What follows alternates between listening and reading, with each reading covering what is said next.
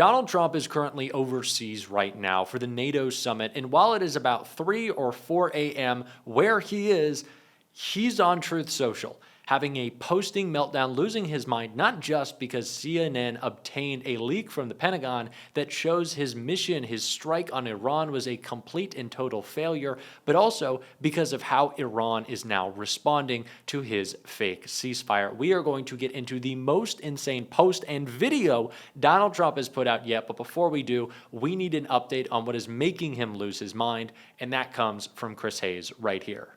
Good evening from New York. I'm Chris Hayes. Do you remember like 3 nights ago when Donald Trump ordered the U.S. to bomb Iran and how very clear he was the U.S. had obliterated Iran's nuclear capabilities? They were gone. They were done. It was over.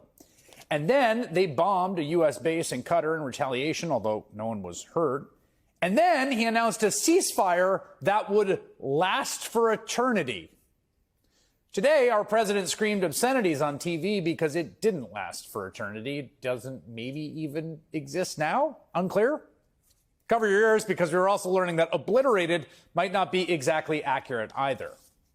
As Trump travels to Europe for a meeting with NATO partners, U.S. officials are telling multiple outlets that according to a new classified report by the Defense Intelligence Agency, those strikes only set Iran's nuclear program back by about 6 months. 6 months. The findings suggest that President Trump's statement that Iran's nuclear facilities were obliterated was overstated. Wait, Trump overstated it? No. In response, White House spokeswoman Caroline Leavitt said, no, obliterated.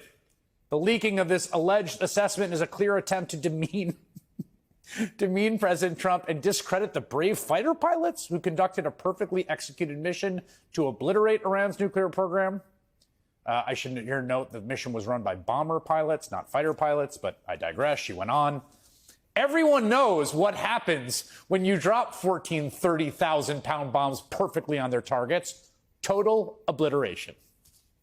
Leavitt didn't deny the content of that classified report or its existence. We should note she simply said it should not have leaked to the public, which I have to say is in line with what the Trump administration has been out there saying. Are you saying there that the United States did not see intelligence that the Supreme Leader had ordered weaponization? That's irrelevant. I think that question being asked in the media, that's an irrelevant question. No, they have that is everything the they need key to build a point in weapon. U.S. intelligence assessments. You know that. No, it's not. Yes, it was. No, it's not. That's not how intelligence is read. That's not how intelligence is used. Here's what the whole world knows. Now, forget about intelligence. Forget about intelligence. Remember when Trump was read back what his own intelligence estimate was and said it's wrong? This morning, Trump was worked up, not at internal reports that the strikes were a limited success at best, but the news outlets that were reporting on it.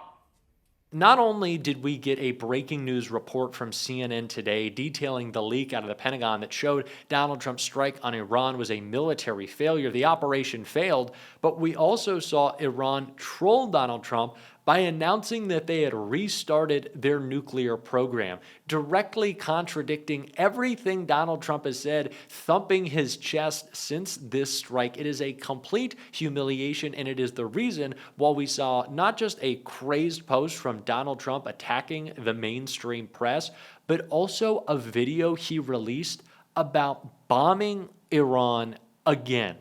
It's insane. Let's take a look at both. Donald Trump wrote screaming on Truth Social, fake news CNN, together with the failing New York Times, have teamed up in an attempt to demean one of the most successful military strikes in history. The nuclear sites in Iran are completely destroyed. Both the Times and CNN are getting slammed by the public. And then Donald Trump followed that up with a spoof of Barbara Ann set to the tune of attacking Iran.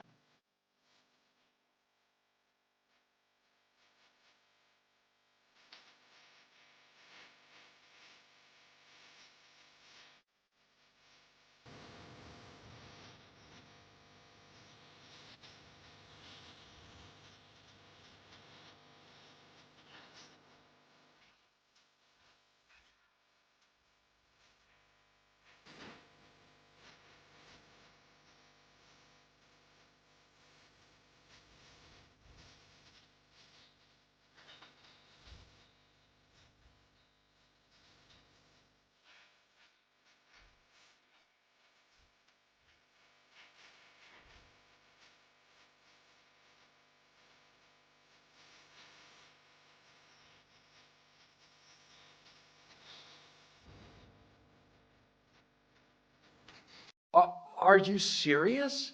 Bomb Iran? Turn it into a parking lot? The song says throw rocks at mosques? Donald Trump has flip-flopped back and forth from regime change to we love glorious Iran, praise be. He's the greatest peacemaker ever. We're going to go at them even harder. I don't know what the stance is at this point.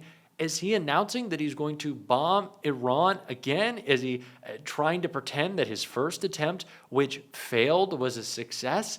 I don't know. All I know is I just watched one of the most insane videos I've ever seen, and it came from the President of the United States at 4 a.m.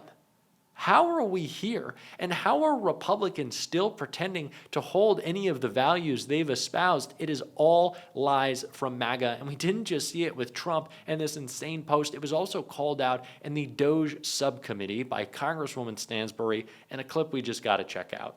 Given everything that's happening in the world right now and with this administration, I don't think we can sit here and pretend like everything is normal, because just 4 days ago, the president launched an unauthorized military attack in Iran without the consent of Congress, putting our troops and our bases in harm's way, as we saw just last night with the retaliatory bombing of one of our largest bases.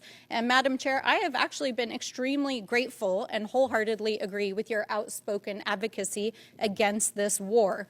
But like so many in this administration, so many days and weeks, this follows weeks of chaos here at home.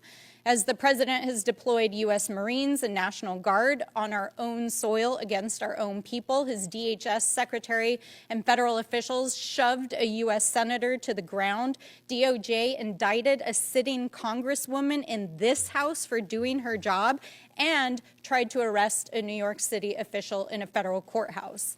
This is not only not normal, it is dangerous, it is anti-American, and it is anti-democratic.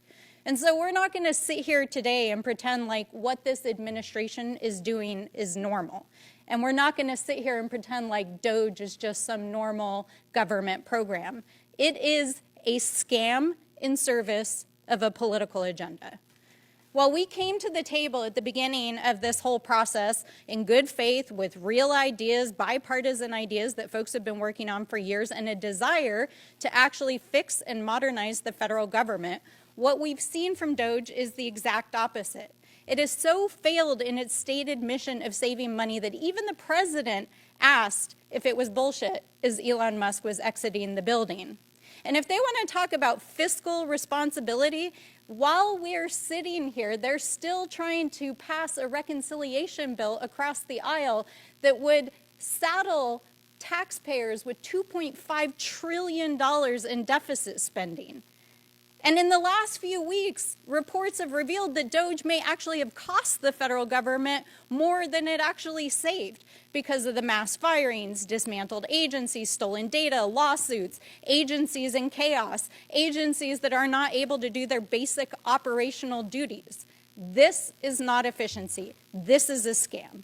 And that's not even to mention the completely reckless and needless suffering that Doge has caused. We're talking about millions of children and people across the planet who no longer will have access to food and medicine because of the very $9 billion rescission package that was just discussed. Thousands of veterans and public service servants here at home whose lives have been shattered, and millions of Americans who've been impacted by the gutting of vital programs, including staffing at Social Security. And now they're here today to try to make the case for making it permanent. Are you serious? Really? Are you serious? I can't even believe my ears. So why are they actually trying to make Doge permanent? Well, I think you have to look no further than the witnesses that they've called over the last several hearings, including today. We've got the Heritage Foundation and other authors and architects of Project 2025. And so we have to be real about what this is actually about. It's not about efficiency. It's about a political agenda, an ideological agenda, about remaking the U.S. government, about remaking our economy and our society in line with a hyper-conservative worldview that is so unpopular that even Donald Trump tried to distance himself from Project 2025 during the campaign. And now he's hired over 70 officials to try to enact it, and now they're trying to use this committee to make the case. Now, they like to try to claim that they're taking on cancel culture and a woke agenda, but let's be clear, DOGE and the folks who want to make it permanent are the actual cancel culture, because they want to cancel anything that they don't like or they don't agree with, including your democratic rights and your freedoms, economic opportunity and education, LGBTQ plus rights, rolling back the clock on civil rights, canceling the history of Black, Chicano, and Indigenous communities, and stripping protections from our families and the healthcare, housing, and food people depend on so that they can give more tax breaks to their friends. But this is all part of a wider agenda that is now seeking to apply political purity tests to government programs and services, including both federal employment and, yes, veteran services. Let me repeat that again. Even veterans benefits. They want to apply political purity tests to your VA benefits. Folks, this is not about efficiency. This is about eroding and privatizing our institutions, gutting programs that keep our people and our country safe. It's about rewriting history and remaking society to take us back decades, if not centuries. In short, it's about making this country less free, less democratic, less prosperous, and frankly, consolidating power under Trump and his allies, who are becoming increasingly dangerous, ideological, and yes, autocratic. So we have to be clear-eyed about what is actually going on, because this administration and its allies, if they are willing to arrest and indict elected officials who are just doing their jobs, including a U.S. senator and a U.S. congresswoman, what will they do if we let them get away with it? We cannot and we will not remain silent. We have to continue to speak up, to speak out, and continue to stand together. I yield back. Without objection. It is all hypocrisy. It is all lies from MAGA all the time. And we are going to continue to call it out. I can promise you that on this show. If you want to support that, as always, you can hit that subscribe button, leave a like on this video, and if you stuck around to the end, drop a blue heart in the comments. And until next time, I'll see you soon.